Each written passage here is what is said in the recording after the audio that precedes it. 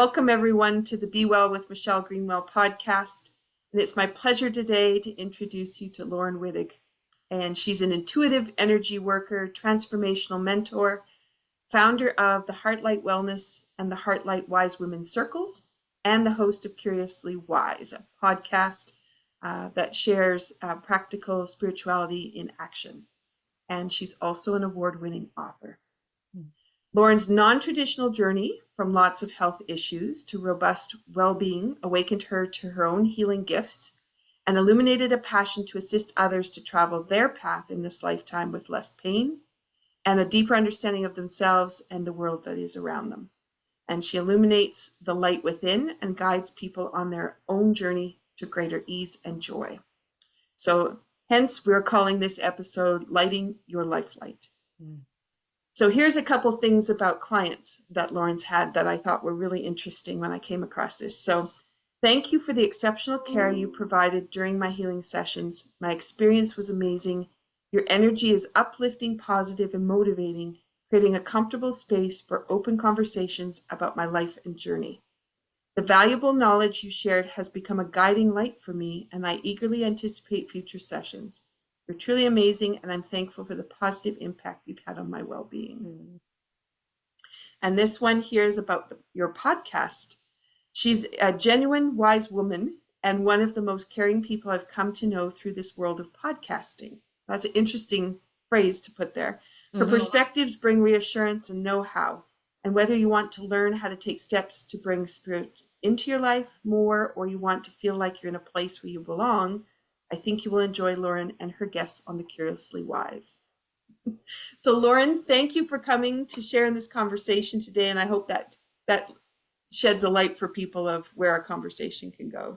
Yeah, thank you for having me. I always love having conversations with you. I know we haven't known each other very long, but you are also a wise woman, and she was on my podcast last week. But you taught me a couple of things already that I'm using daily and just in our little conversation. So I know this is going to be a good conversation between two very wise women. I love it. And it's interesting because you think wise women and you think about the grandmothers, right? And then it's like, oh yeah, I guess I am there. I know. To the grandmother part. I wasn't anticipating the wise part. Yeah. Well, yeah. And when I first started the Wise Women Circle, it was pre-pandemic. And my tagline was, and all women are wise. And because I think we all have different wisdom at different times. And so, but yeah, as you get older, it's a little bit easier to embrace that wisdom and own it, because yeah, that's the important part. Yeah.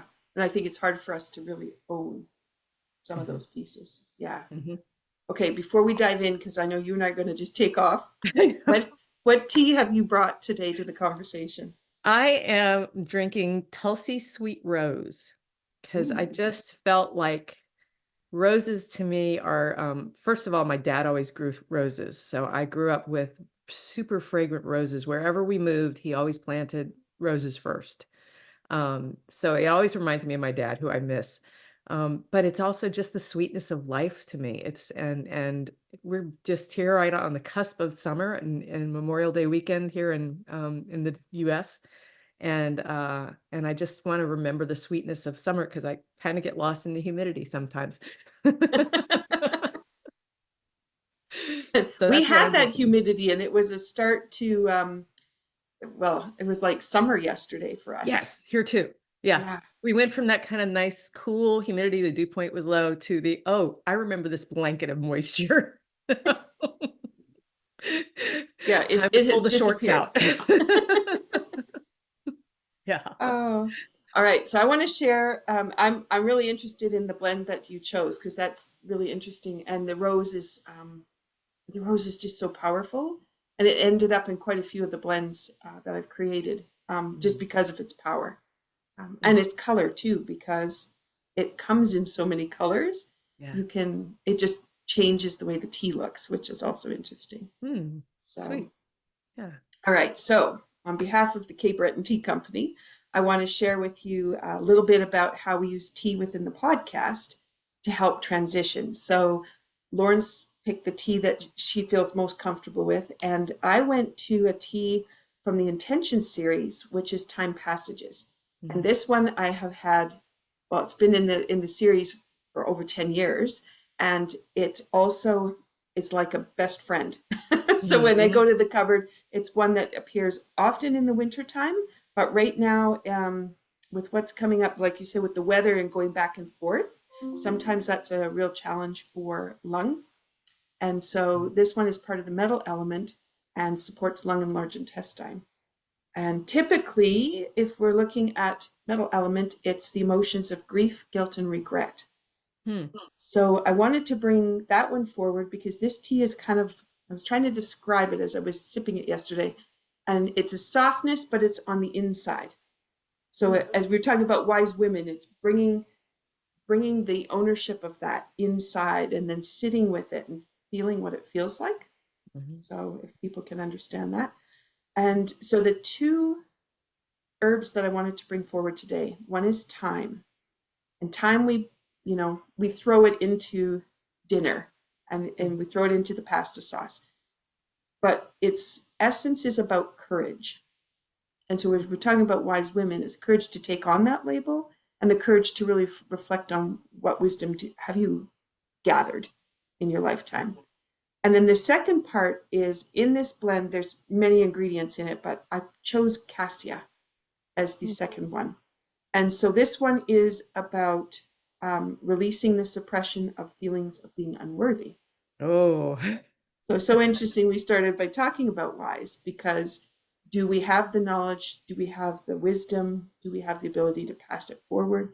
But when you put it together with courage, then that gives you the opportunity to transition yourself from those unworthy thoughts or those monkey thoughts of all the self-doubt and criticism and move that with a courage forward. And so when people are thinking about why they want to choose a tea, I just wanted to shed a light on how the relationship between the herbs within the blends that we create have this ability to transform us when we sip on them. So, okay, so with that, I wanted to also share, there's several affirmations on this one on the package, and this is the one I chose for today.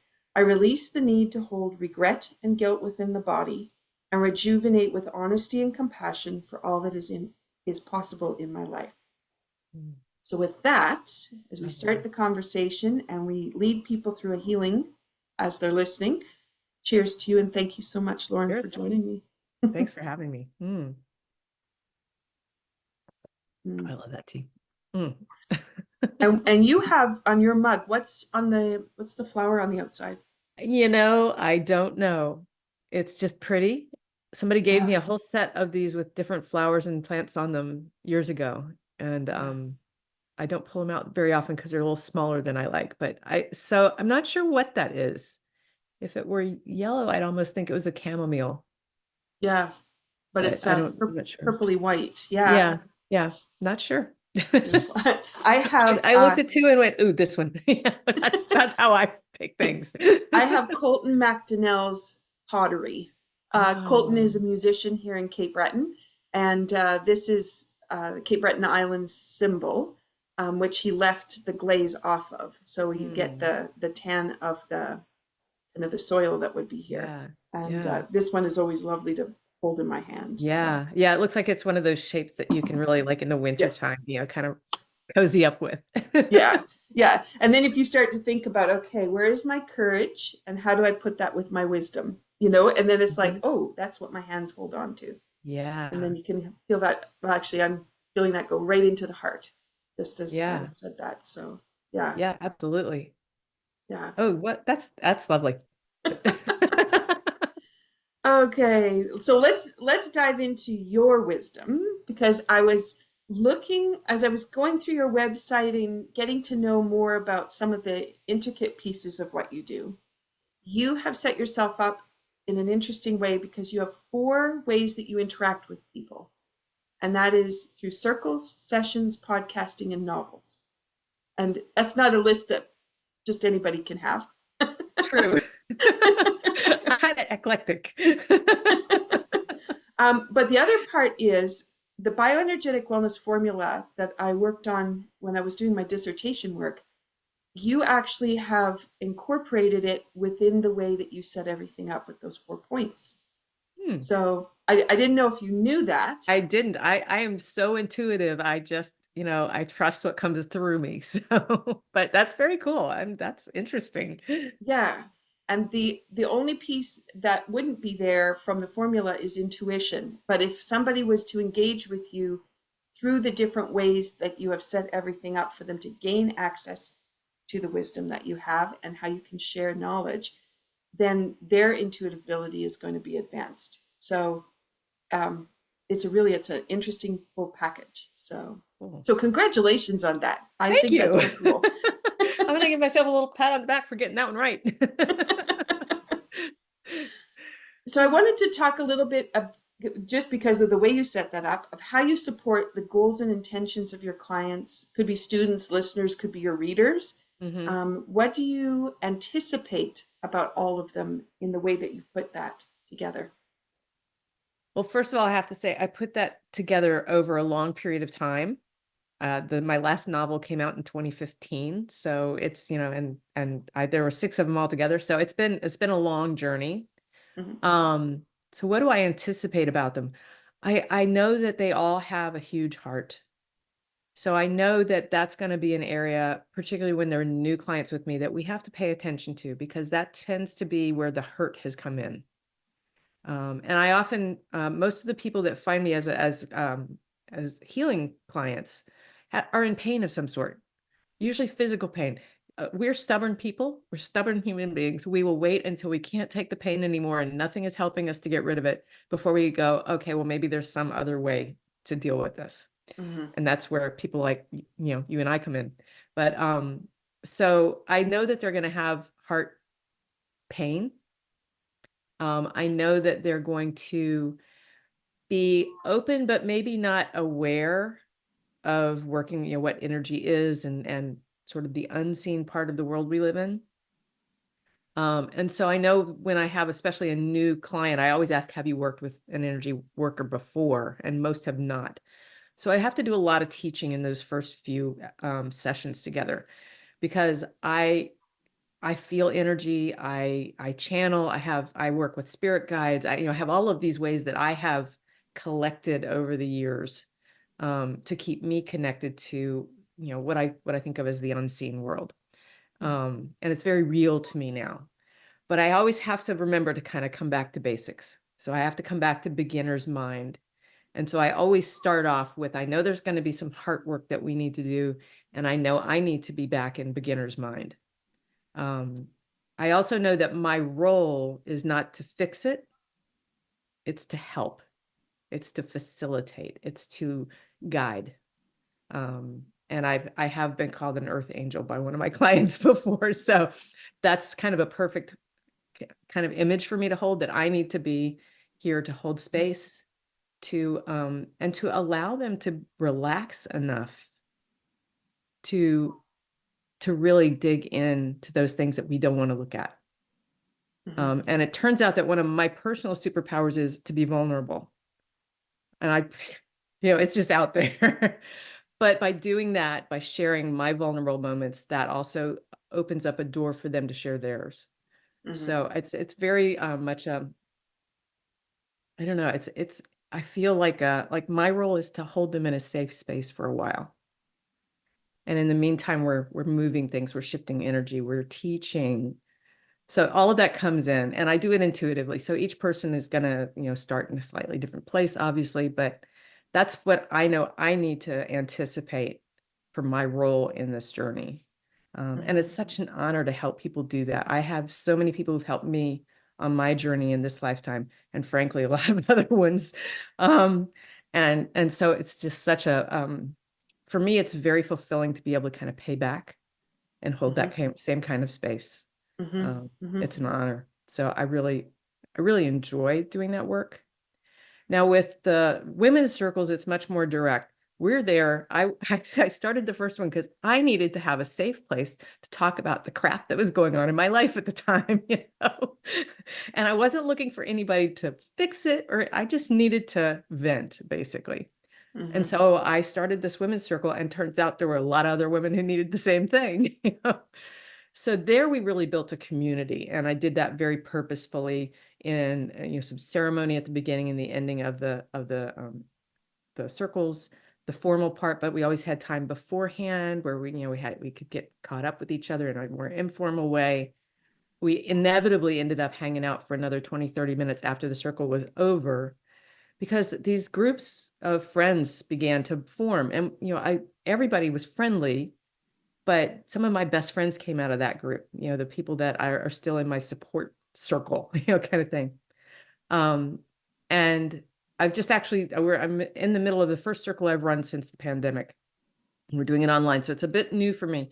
But in that one, it's a very small group, and there's a lot of teaching and healing that I'm bringing into that. So it's not just, I need to talk about this, because frankly, I've talked about most of what I need to at this point. It's where the wisdom comes from. This is one of my things I say a lot, is you can let go of the pain, but you get to keep the wisdom. And Mm-hmm. so, Mm-hmm. that's something I say a lot. But so in this particular one, it's really nice because it's very intimate, because it's such a small group. And I purposely decided to bring in the teaching and the healing. So I'm kind of doing what I do with a new client, but we're doing it in a group setting. So that's creating community. And I love that. I think as women, we crave community. We're kind of designed for that. The books you can do on your own, you can go get immersed in this. I write a lot. 4 of the 6 novels I wrote have energetic stuff going on in. But the very first one has a healer who heals with her hands and energy, which is what I do. And I didn't know I could do that when I wrote that book. So those are, if you want to go curl up in a chair and just be in your own little immersive world, you can do that.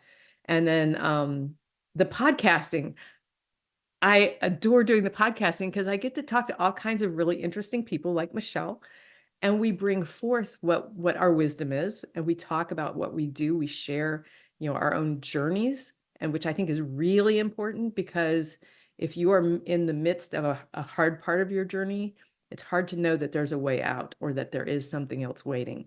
Mm-hmm. And I know, so that's part of where me being vulnerable is really helpful, because I can share the craptastic life I lived when I was younger.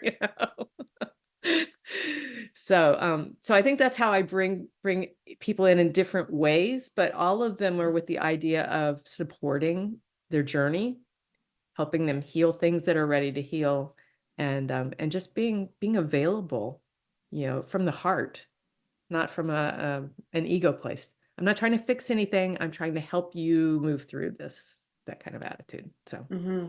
I hope that answers it. That was kind of Yeah, long. yeah. Oh, you have such a wonderful way of expressing everything. So I was just thinking about the first interesting piece was that, um, yes, for those of us that have been on this journey of healing and discovery for a while, Mm-hmm. we we do live in that energy world. And so for a lot of people, that's if they're just walking into it for the first time, it can be daunting and Mm-hmm. overwhelming with all the pieces, and the potential that's out there is incredible. Yeah. And when they see that for the first time, being able to take it for us to be able to take it back to that very first step, and what was it Yeah. like for us in our first discoveries, and then to be able to walk in that space. Mm-hmm. That's really interesting, because I think it gets forgotten because we're so immersed in it. Yeah. um, Yeah. but for those people that are listening, and maybe it is their initial start, and they're thinking, who would I reach out to, and how would I reach out, and what would happen? What you said, interestingly, with the intuition, was that you wrote that book about the hand healing before you knew how to do it. Yeah. And so, as people are listening, the idea of intuition is that we very often have these intuitive hits all the way through. We don't recognize them because we don't know Mm-hmm. what we're looking for. But when we trust in them and we accept and just go along with whatever comes to us, those kinds of hits can produce incredible results for us. Yeah. And so the idea of participating in these healing sessions, whether it's individual or group, means that people have the opportunity to tie into that intuition And even though they might not feel they're intuitive, they don't sense anything, they don't hear anything, Mm-hmm. they don't get visions of anything, and they just think, I don't have that. You do. And as soon as you start playing in this field, you just don't know how it's coming to you until you find the ways to read those messages. Right. Yeah, And then you can look backwards and see where, oh, I did, that were, okay, now I see the pattern and I have been doing this all along. But you're yeah, right, we're not taught about it. It's, and frankly, women's intuition is kind of poo-pooed, by the cultures. And yeah. so we don't trust it. Mm-hmm. And that trust is something I do work on a lot with everybody I come into contact with, is helping to validate that what they are experiencing is real. Mm-hmm. And so that I find is very important for people to move on the journey as they're learning, as they're maybe opening up to new gifts, to new awarenesses, is that you have to be able to trust it, right? And it's hard to do at first because you think, oh, I'm just making it up. Oh, my Yeah, imagination is running wild. yeah, yeah. So I wrote books, like, well, let's use that imagination and see what happens. And it was a big step on my journey to where I am now. So yeah, Yeah, yeah. yeah. That's interesting. And then it also provides you with this interesting platform to get other people into that same space. Because by Hmm. reading that book, they're able to begin the transitionary piece, which a lot of Yeah, people don't have that opportunity. I have right. decks of cards and I have some introductory books, Hmm. but they're energy tools. They're not get yourself into a story and Yeah, become the character, or live out that fantasy. And yeah. it's just such a freeing way to be able to engage with the activities. Yeah, and that's the magic of books. I mean, all Yeah, books, well, fiction at least. yeah. It's you get to try on different lifetimes, or different talents, different ways of interacting with people. And Hmm. it's I mean, I've been a bookophile since I was 4, you know, maybe earlier than that, because my dad used to read to me every night in bed. So yeah, so it was kind of a natural progression, I suppose, but not one I ever expected to do or excel at. So it was kind of following my intuition. Hmm. Hmm. Wow. When you're looking at the one-on-one sessions with clients, what are the ways that you help them discover their personal awareness? One of the really interesting ways that happens is I get information as I'm working with somebody. I'm working with their energy, but at the same time, I'm connected with my guides. I'm connected with their guides. I invite their guides to work through me if that, is in the benefit and the highest good of the person.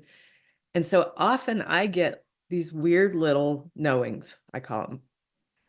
Frequently, it's a lyric from a song. Mm, It's usually never a song that I've heard recently, so it's like no reason that it should pop up into my head. Um, but I don't know what that means to the person on the table. I've mhm, learned that it's important because it's happened enough where I go, Here's what I heard. Does that mean anything to you?" And it's like, "Oh my God, yes." So by doing that, I'm validating for them that there is information that they have within them mhm, that is waiting to be seen. And I think that opens their curiosity. And for me, it's the name of my podcast is Curiously Wise. Thank you, guides. They gave it to me. But curiosity is so important. And I think as we get to be adults, a lot of times we're kind of, especially at least in the US school system, you're kind of, narrowed down to being curious about one thing. And if you go to university, what's your major? you know, and we forget to have that, again, beginner's mind curiosity. You look at a toddler who's just discovering the world, and man, they're open to everything. And mhm, so I think by me being able to bring forth things for people that I don't understand, but I trust that they're important, and talk about it with them so they can put it all together. First of all, it brings whatever that issue is up into, I call it bringing it up into the light, where we can see it, we can talk about it, we can process it. And that, I think, then begins to get them curious about, what else am I carrying around in me? mhm, What else have I heard that I haven't paid attention to? I talk a lot with my new clients about guides and about signs, because I get signs all the time, but I always have. I just didn't know they were signs, you know. It's like, um, so yeah. So I think there's a lot of with me working with them and teaching them about guides and teaching them about things. And I have some different experiences that I facilitate, so you can meet your guides in a more interactive way, Hmm. a more clear way. But they start to get curious. And it's not just curious about what else is out there, but is what else am I carrying around in me that I don't want to carry anymore? Hmm. And now they found themselves also in a supportive place with me and their guides. So it's a little less scary to dig into some of those. Hmm. So I think it really it opens up I don't know if it's intuition so much as it opens up that introspection. And that's where our intuition is coming from, those things inside anyway, you know. So I hope that answers the question. Yeah, yeah, and I'm thinking about if people go for one-on-one sessions with whomever they decide they want to connect with. Hmm. It's very often it's because we've been set up by the medical model. I'm going to go in with my ailments, and then you're going to address them, and then you're going to give me whatever it is I need in order to fix it. And so it's a one of. Hmm. But what you're describing isn't a one of, which is really interesting because you're talking about a complete journey. So a person says, "All right, I'm done with dealing with this pain, and I'm going to do something different. I'm Right. not going to try the avenues that haven't worked for me. I'm going to go somewhere else." And instead of picking one spot and then picking another spot, so a lot of people will bubble bath, jump into the tub. Hmm. That's a good relaxing thing. Candles, that'd be a good relaxing thing. I'm going to go watch a movie. That's Hmm. great. And then I'm going to go have a massage, and maybe I'll see the chiropractor Hmm. and pick up some aromatherapy as an example. Right. But they're doing the one ofs. But what you're Hmm. really saying is when you bring them into your community, you know where to start them at the beginning of that journey, and you know how to release the techniques that they're going to need as they come through that journey, and you create the road for them so that they don't have to continue to do the one ofs hoping they'll find a road. Hmm. That's That's amazing. I've never looked at it that way, but that is exactly how I approached my own journey. And I guess so I've just used that as a model. Again, Mhm. intuitively. I'm so freaking intuitive. My logic mind is like, I'm on vacation, you know. Um, but thank you for showing that to me, because that's really it's a beautiful way of working, and it is how I work. It's just I hadn't put it together like that. So I appreciate Yeah. that. See, Yeah. you're a wise woman. Well, and I think about, someone will come to visit me for a one-on-one, and I really enjoy group. I do one-on-one Hmm. sessions, which I do adore them. But what happens is they come for that one piece, you solve it. And the thing about working with energy too is they don't actually remember that they even had the problem. Hmm. They came to visit me, but most of the time they can't remember why. Because if you solve it, it's just gone, and it's no Yeah. longer reflective in any vibrational way within their life, and it's gone. Yeah. Yeah. So and if they had a sore foot, it's no longer sore, so it just disappears, and they just walk like they've wanted to walk. Hmm. So then there isn't really a need for them to come back because it was solved. Hmm. Yet there's another layer there, and something Oh, else always. is going to appear, right? Yep. And so they'll struggle with that for a while until they decide, oh, now I should probably do something about that. And so you really are showing how even the person, as they're choosing what's that next thing they want to do, what kind of thing do you want to be doing the one ofs, Hmm. trying to find the right path, and of course waiting till the pain gets enough in the next signal and the Right. next signal, Yeah. or do you really want to start that journey and say, okay, who do I want to study with and spend time with, and who has a community that I really feel connected to? Hmm. Yeah. Yeah. Yeah. And that's exactly how I started, as the one ofs. I did a little acupuncture, and then I got connected with a healer who helped me get rid of asthma in a session. So a few years later, when I ended up in the ICU trying to get allergy testing done, not even the shots, but the testing, went into anaphylaxis and ended up in the ICU. I didn't think to go back to this wonderful healer who had been so, great for me. My best friend had to say, you had a good result with her, with that thing. I bet she could help you with this thing. I'm like, of course. And I think Yeah. that is when I started stopping doing the one-ups. I was looking for teachers, really, Mhm. and sort of would get, go through whatever they could teach me. And that was always healing work. So, you're getting healing as you're learning it too. So, Mhm. um, yeah, so it is a journey. And I think that's the hardest part, because for clients, I should finish my thought there. We're so in the medical system where you go to the doctor, you get a pill, it takes the pain away. Now you might get addicted to the pill, but you don't have the pain anymore, right? You get a new Mhm. problem, Mhm. and they give you something else for that. And I watched that happen with my mom. She was on so many medications at the end of her life.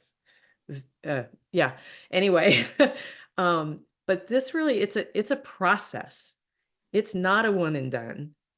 It's often the idea of peeling back the layers of an onion is used for this kind of work, because somewhere deep down in you is sort of the root cause of whatever is expressing itself physically.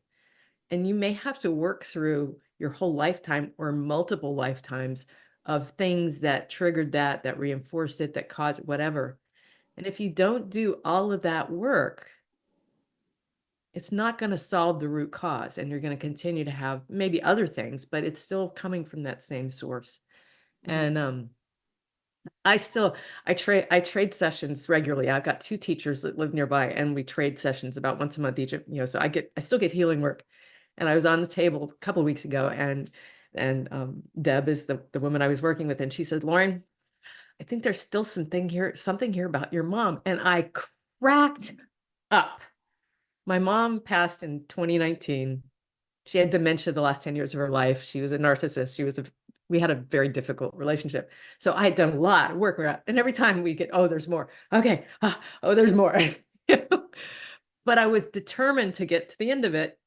And then 2 weeks ago, when I'm not even thinking about all that old stuff, it's just not an issue anymore. She's like, "Oh, look here, this thing in your life that you were telling me about 2 weeks ago, this has triggered this little piece. It's just a little," she called it a dust bunny. It's like a little dust bunny. We can clear that quickly. And I'm like, "Sure, let's do that." I laughed because it's like, yeah, there's always more. Yeah. Yeah. But Absolutely. yeah, I mean, we're living beings. So we've collected a lot of stuff over many lifetimes. A lot of us have anyway. It's like, Yeah. yeah, brought them in Well, with me to clear it. and then the other piece of that is too, yes, you clear out a lot of those pieces because I've done that Mhm. same kind of work. But then you have what is the wisdom that comes Yes. from all of that.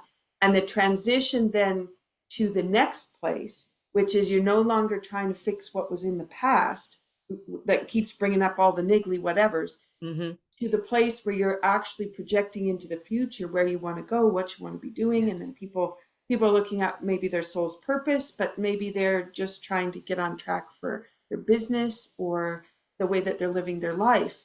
And Hmm. then you start to look at what is the wisdom that keeps coming from those experiences. And Yes. that's a whole other Yes. translation. Yes. Um, so as people are listening, and I'm thinking about if this is the first time you're diving into this information, Mm. to realize it seems like a big journey, and it is, but Mhm. it's a juicy journey. It's Yes. just, it's so rich with information and how you can start as one person here and totally end up as a Oh, different yeah. kind of person Mm. with completely different ambitions, and that process of realizing how you might have been in that one place and where do you really want to go? What is Yes. yes, And how yeah, do you want to be? How do you want to yeah, be in that new place? yeah, I was miserable and anxious and defensive, and I'm none of those things anymore. I'm happy. I roll with the punches with ease. I can apologize to people when I screw up, because I used to couldn't do that because it would be putting myself in a dangerous position. It's just Mhm. not an issue anymore. Yeah. And some of that is all the healing work. Some of it is practicing that, because there's times where I still go, and then I go, okay, no, no, just take a breath. This is good. You're not in danger. Nobody's going to hurt you. Sometimes I still have to talk myself through it, but Mhm. it gets easier each time Mhm. to react the way I want to, which is, that's interesting. What did oh, I'm so sorry. I didn't mean to, it's like, Yeah. so it is a journey, and it's always going to be a journey to the day we decide to leave this body and move on to whatever we do next. Mhm. We're always going to be learning. We came here to learn, Mhm. and some lessons are harder than others. But as you gather that wisdom and you shed the pain, you deal with things better, and you can make choices about how you deal with things. I never thought I could control my emotions, but I've learned I really can choose to react differently, Mhm. which is such a gift to myself and to my family. um, so it's worth the journey. It's worth the exploration. It's worth getting curious. What are you dragging behind you that's holding you back? And you don't need to do that anymore. Yeah. You know, let it go and keep the wisdom. You said something really interesting there, because when the body's in balance and flow, and our emotions just flow. Hmm. But when we have some kind of a block, then certain emotions show up because the block is there.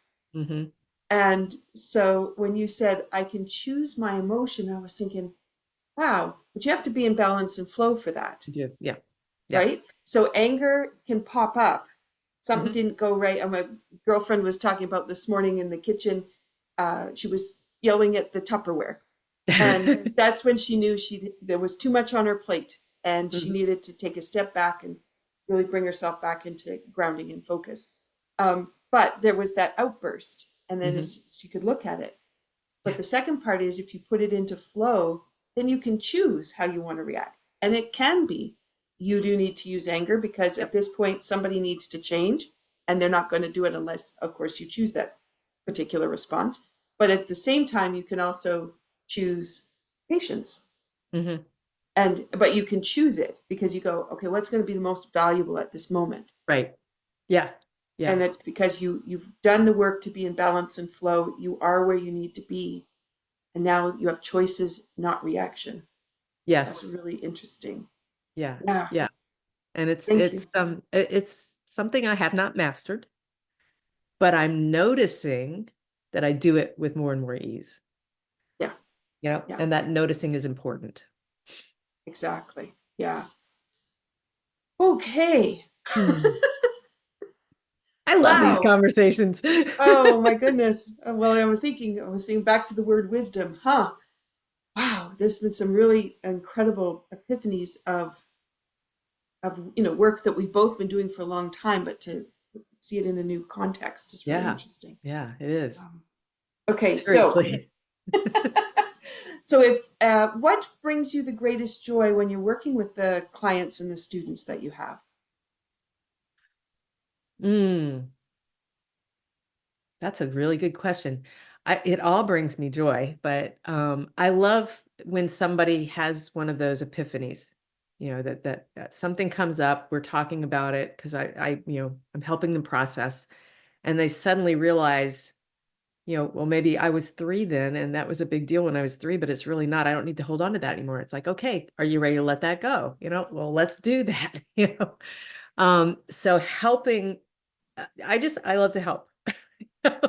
So helping them find those things that are bothering them, holding them back, blocking them, whatever it might, however, you might describe it, and release them.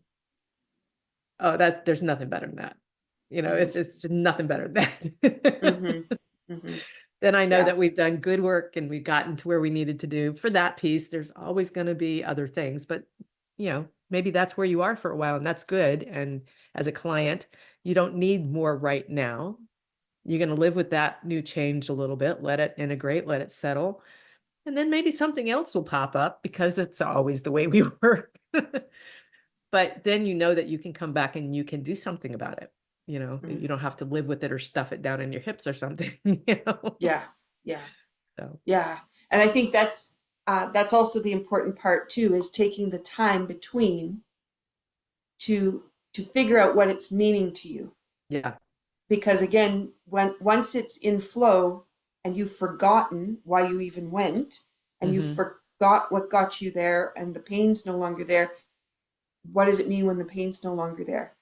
And you Yeah. do need some time to go, oh, I can walk to the post, to the mailbox, and I can go up the steps when I Right. go into town. Simple things like that. Yeah. And now all of a sudden, other things in your world open up, and then you think, oh, I can do all these things. So that space, Yeah. because I just know sometimes they'll put several different kinds of sessions in a row and try to stack them, thinking Oh, yeah. that'll be a good way, Yeah. but not realizing to leave space, because Yes. the space is really important for the self-discovery piece.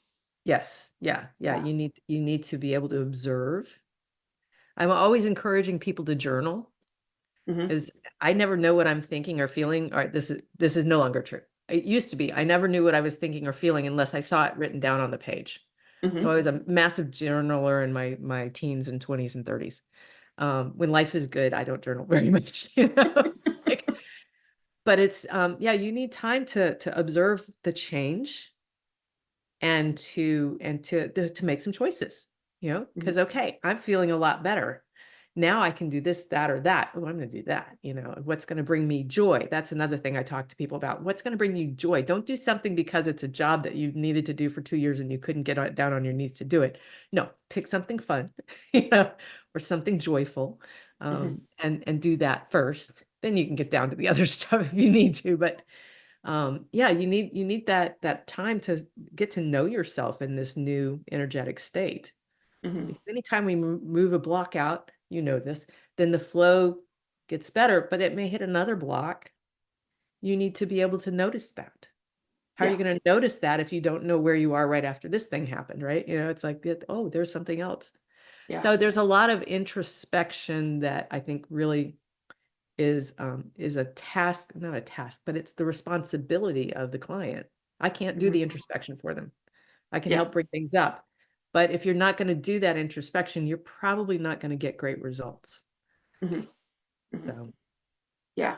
And then you're getting that you had the relief, it worked, but it returns because yeah, you didn't spend the time to see what it meant to you, so that it's almost like that space was still sitting there, and then it just sucked it back in again. yeah, yeah, yeah. um, for Old lack of a old better patterns description. too are, old patterns are Yeah. comfortable.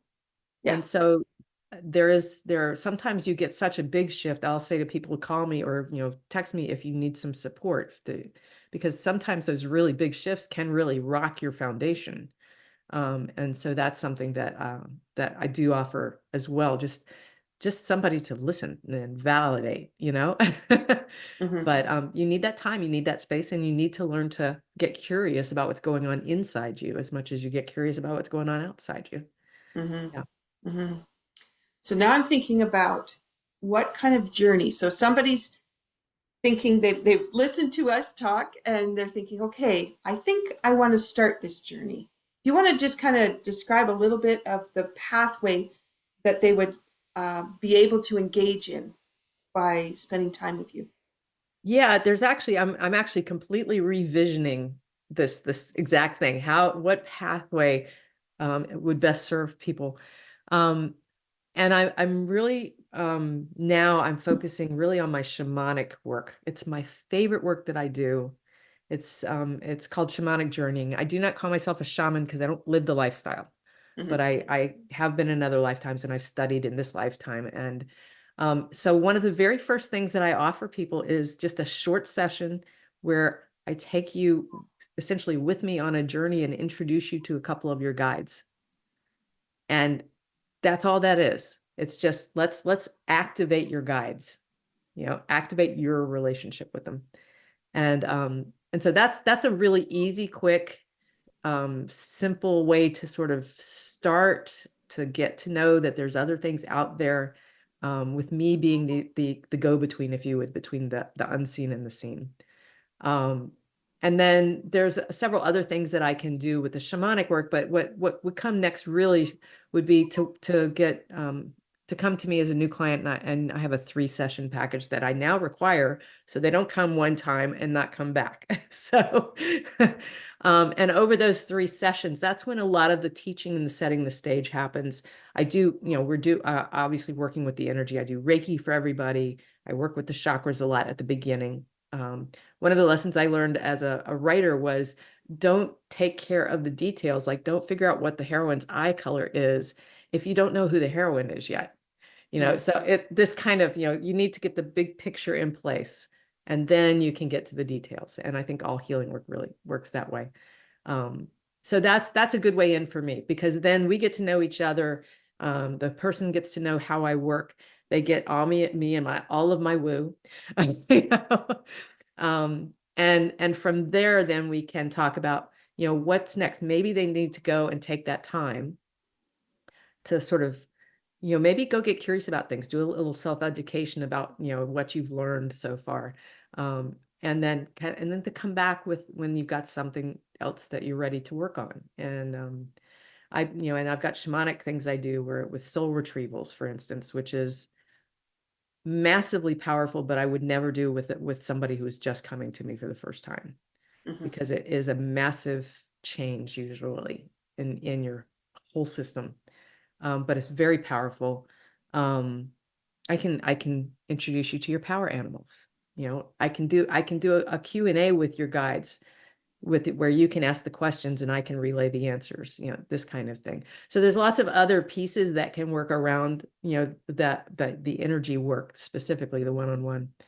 But the other way is, come get your introduction to your guides, and then join a circle, because there's healing work that happens there. There's teaching work, and you get the community.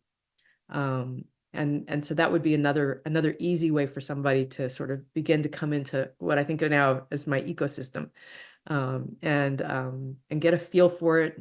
And a lot of people are very trepidatious, if that's actually a word, about working with somebody like me, because it's so outside what we've been taught is healthcare, and so it gives them an opportunity to get to know me a little better too. And I think I know my best clients are the ones who have spent some time getting to know me through a circle. Yeah. So, so there's lots of different ways in, but that meeting your guides to me is very important, because it establishes, first of all, that you have support, not just me, you have support, and and I teach you how to, if you're interested, as part of that, I give you a couple of quick tips about how you can begin to work with them in a conscious way. But yeah, I think there's a lot of trust that has to be built there. And those who can come in with an open heart and an open mind are the ones who get the best bang for their buck in terms of their time spent on healing work. Yeah. I had someone yesterday, I had made a suggestion movement wise for them to do a movement, and they couldn't do it. So it was a complete shutdown. Yep. I'm not doing that. And it was a very simple move. So if they were watching the recording, they probably would have said, I can't believe I said I couldn't do that. Yeah. But at the moment, it was like, I can't do that. I'm not doing that. And that's the end. And so the end of the conversation was just like a complete, I'm stopping here, and that's it. Yeah. And from the other side, it's like, if you just turn, that's all you have to do is just turn what's possible. And so I'm just saying that because as people are thinking about what they want to do, it's that openness. And yes, it might seem, because a lot of people say, well, I believe or I don't believe. And I had what someone else had said, it doesn't matter if you believe, it just does it. And it's there. Unless, of course, if you choose for it not to be there. Right. Yeah. Then and that's where I think the note, I don't believe, that's almost like I'm protecting myself from something that's making me uncomfortable. Yeah. Especially when we've experienced that it works. Yeah. So, you can believe or not believe, but but that openness is just so important. Yeah. So as people are listening and they're thinking about their journey and how they've been doing things, and maybe they've been weaving in and out of things. They've dabbled in a lot of things. They put a lot of money into a lot of different directions or supplies, because we all do that because we Oh like to yeah. play with toys. All of Don't, us. don't get me at a crystal show. I know when you go into places, you're like, I don't need anything, and then you come out with something. I, Always. I remember Always. Oh, I except for walked in. this. You know? I walked out of a rock shop with a wand, a copper Ooh. wand one time. And I was like, I have no idea what I'm going to do with this thing, but it picked me. And it was just like, yep, it has to come home with me. And, Yep. But those things happen as we're on that journey, right? I have this rock. It's a green quartz, and it literally yelled at me in a gym show. I mean, I heard, "Get over here." You skip all the others. This is the Skip one all where this, you, just right here, right here. And I went right to it. It was like in this, yeah. So yeah, that stuff happens. oh, I love it. I love it. So you've mentioned writing a little bit, Mhm. and do you have another book on the horizon, or is that kind do of sitting? not. Okay. No, to write a novel is a year of my life and all of my attention. Hmm. And so I got to a place where it was like I didn't really like the publishing industry, and I was very successful. I went out at the top kind of thing, but I just didn't have another book that I was, needed to write. I had sort of Hmm. completed what I had set out to do. Hmm. And that's when I was starting this journey, to what I'm doing now. So it's actually still supporting me. I still get money every month from my books because people are still reading them, which is awesome. The first one came out in 2002, and it still gets read every month. People around the world. It's awesome. So I love that part of it. I think I do want to write again, but I think it will be something more nonfiction. Hmm. Because I think I could do that without it being taking up everything I have to do Yeah. it. Yeah. Holding a whole story in your head with, like dozens of characters and sites, and it's a lot of work. Yeah. Yeah. Well, it's interesting to hear that because, for those of us who are not writers, especially writers of fiction, we, that's not something we would even think about. Hmm. It's like, Hmm. well, it just unfolds for you. No. No, no, you have to craft it, and I love that part of it. The first draft I hated, but the rest of it was actually crafting the story. Yeah. Looking for where the plot wasn't working, or oh, I need to add some emotion here. Whatever it was, that to me was the part. So, Hmm. but Hmm. first drafts were painful. Well, what's interesting is as we've been talking, you really have approached the way that you're working with clients in a very similar way. Mhm. And which is okay, now this is going to sound kind of weird. so so somebody's coming to you for the first time, but you already know what their journey is going to be. So like having set the plot, right?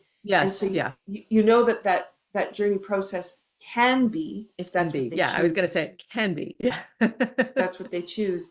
And so that also provides incredible insights because I also think for those of us who do this work and we have one-on-one clients, we're not really seeing that overall arching Hmm. plot. We're Hmm. seeing, can I solve the sore shoulder today? Right. And then Yes. when they come to me next time and the back is sore or the shoulders come back, then I'll deal with that. But you actually really have a completely different vision that goes with what you're doing. I would say it's not the plot because that's what's happening to the person. It's the Hmm. character arc, we call it. So it's the Hmm. character growth arc. And Hmm. Joseph Campbell talks about the hero's journey. And that's the journey that I want to take my clients on.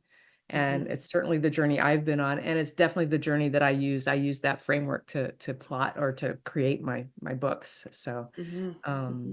yeah, so I love this insight. Thank you. You're welcome. So I'm You're going, putting it all together for me. It's awesome. thinking about the hero's journey. And it's like, Mhm. wow, I want to be on the hero's journey, right? Yeah. Yeah. If you're thinking about, and we've both done a lot of work already, and you think, yeah, but I want to be on the hero's journey. I want Yeah. to be in the place where, I'm at that success piece at the end. Yeah, And I they come don't home with think, the elixir. yeah, yeah, because we're not thinking that when we're in pain and we can Mhm. hardly move and our mood is so terrible and our relationships aren't good. We're not thinking about that. Right, And if somebody said to you, you're going on a hero's journey, you're like, yeah, right. I'm gonna go do that pilgrimage where I walk for, right. weeks on end, Yeah, right? yeah, yeah. And it's like that's not appealing to me at all. But then if you start to see how that pathway unwinds and the gifts and the joy and the And the wisdom. what the richness, yeah, Yeah, yeah, yeah. very cool. I'm gonna go rewrite all my descriptions of everything then. That's where I get my writing in now, emails and copy for websites. And Oh, oh, that's so true. it's really awesome. Thank you so much. You're welcome. My pleasure. Oh, all right. So as we've now talked about where you are sitting with everything, Hmm. where is it you're going to take it next? Now that you're going to go back and rewrite, is there a vision that you have for what's down the road for you? Um, that's something I've always had a hard time doing, honestly, as looking to the future. I've always been like right here. But and because I had a guest on my podcast this week who actually did a session for me during the podcast as a demonstration. I, for the first time, really got a visual of what I want. And really it is being of service, but it's, it's doing healing work. It's doing this kind of speaking and interviews. It is, um, holding big events, which is not something that is really in my wheelhouse, but I've been given visions over many years now of running it's not a conference, but a big retreat, kind of thing, where we're working with circles and we're doing, a lot of healing work during it and community building. Um, I know that the world is changing, and I know that it's changing in a positive way. Doesn't feel like it, doesn't look like it, but I know this is what's happening. And I see my work in the future being part of that transition team, where yeah, we're gonna need to help a lot of people sort of step into a different paradigm. Um, and all the signs are saying this is coming quick. I used to think, well, I hope I'm alive to see it, but now I'm like, oh my gosh, I'm going to be in the midst of it. Yeah, yeah. So, so everything that I've visioned for the future is really, it's lit up in white light. I mean, when I look at it, it's just like this white light around everything. It's very easy. I'm flowing through my days with joy, and I'm just able to help lots of people in several different ways, and it's just easy, Hmm. easy. Yeah, that's my vision for the future.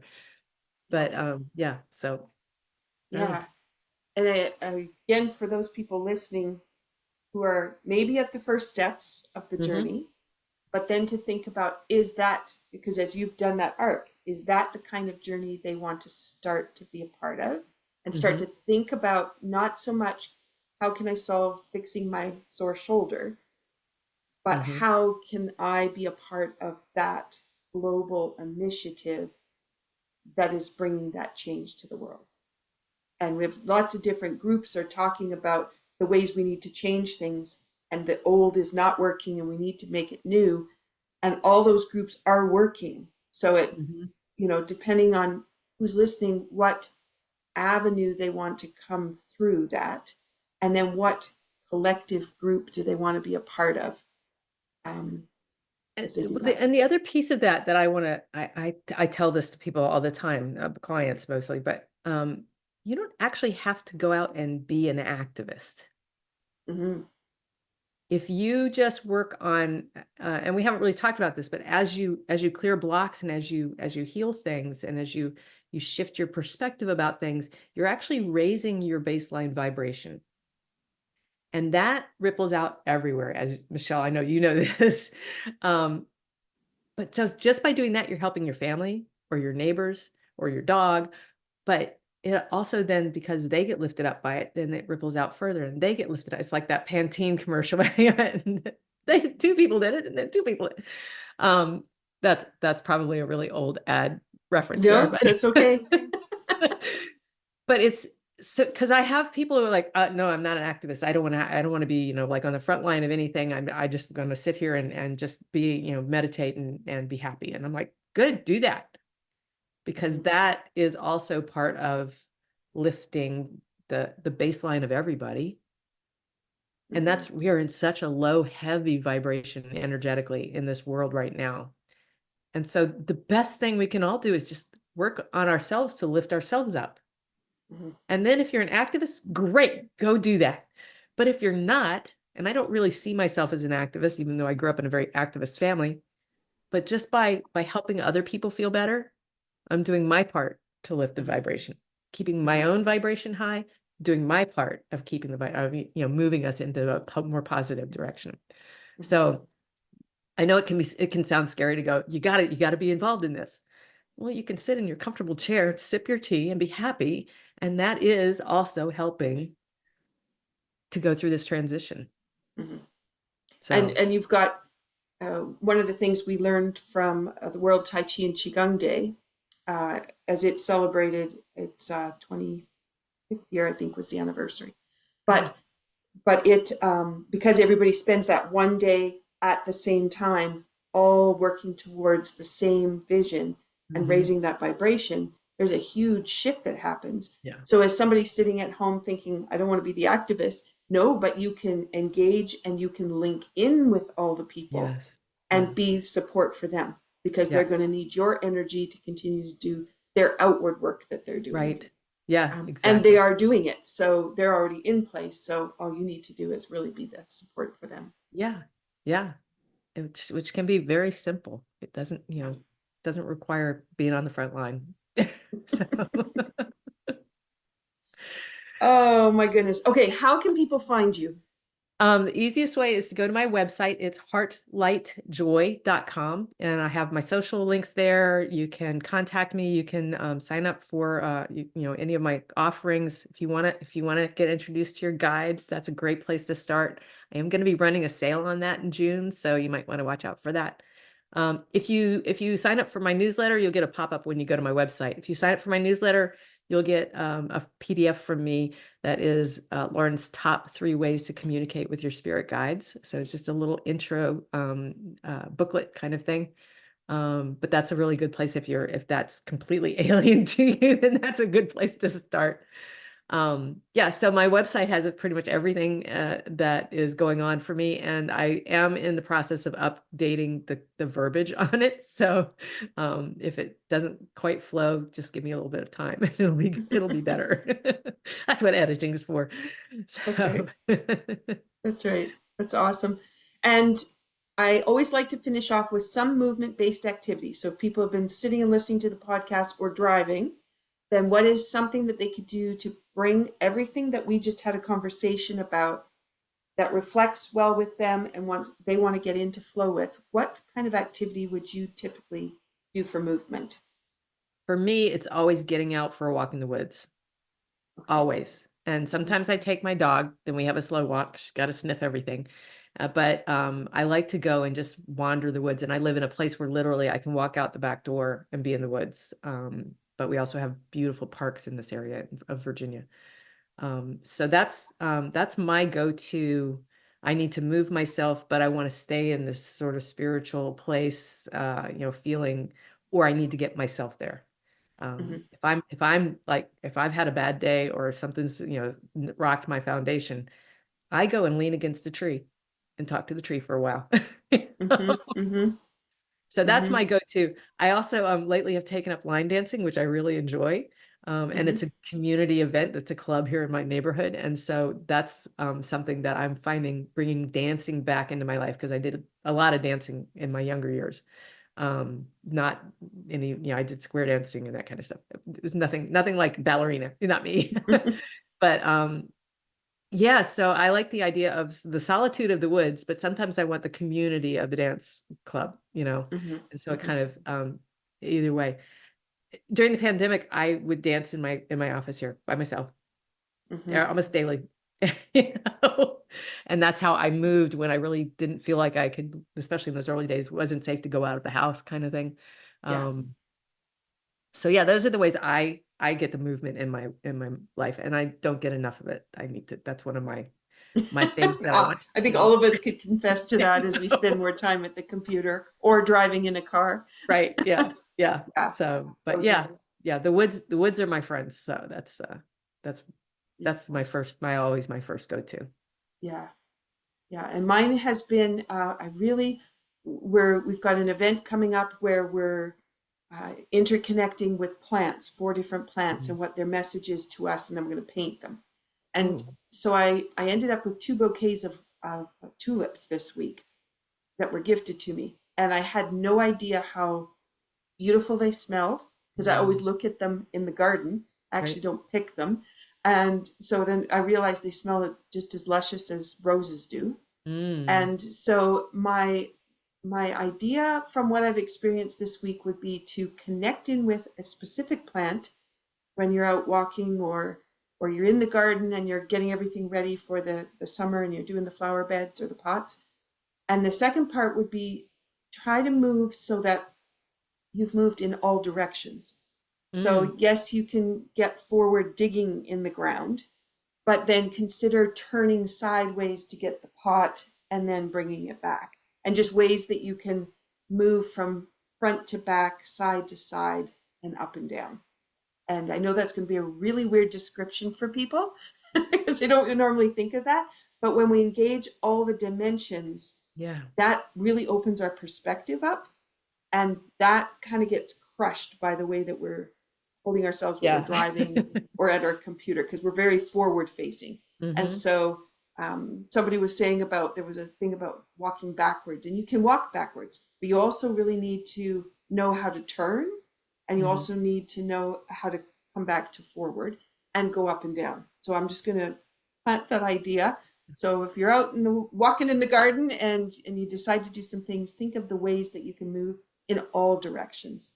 And that's going to bring a whole body approach to what you're doing, but that changes the brain and it changes the filters. And so some new ideas might pop Yeah. forward based on our conversation and all the things that came Yeah. out for us. Mm. That's So no, that's I'm going to do that because yard work is on the agenda today. So yeah, so I'm yes, going to really be mindful about that. you'd Thank be thinking about it. That's right. I will. Oh wait, I got to go up and down. I got to turn because I spend Okay. so much time facing this computer. Yeah. Yeah, exactly. So let's offer a toast to the listeners. There's a lot of wealth of knowledge in there and lot to filter through and think what is most important to me. So, oh, look, we got a thumbs up for anybody anybody that's Zoom does that now. anybody that's on the podcast and couldn't see that. This giant thumb just popped up in the middle of the screen. So anyway, so to you, Laurin, thank you so much for the conversation. And to those people that have been listening and following, thank you so much. And good luck filtering through all of the wisdom that came forward today. Thanks so much, Michelle. This is awesome. All right. So on behalf of the Be Well with Michelle Greenwell podcast, thank you so much for listening. And we wish you a very splendid day if you're going out in the garden, and also be well. Take care.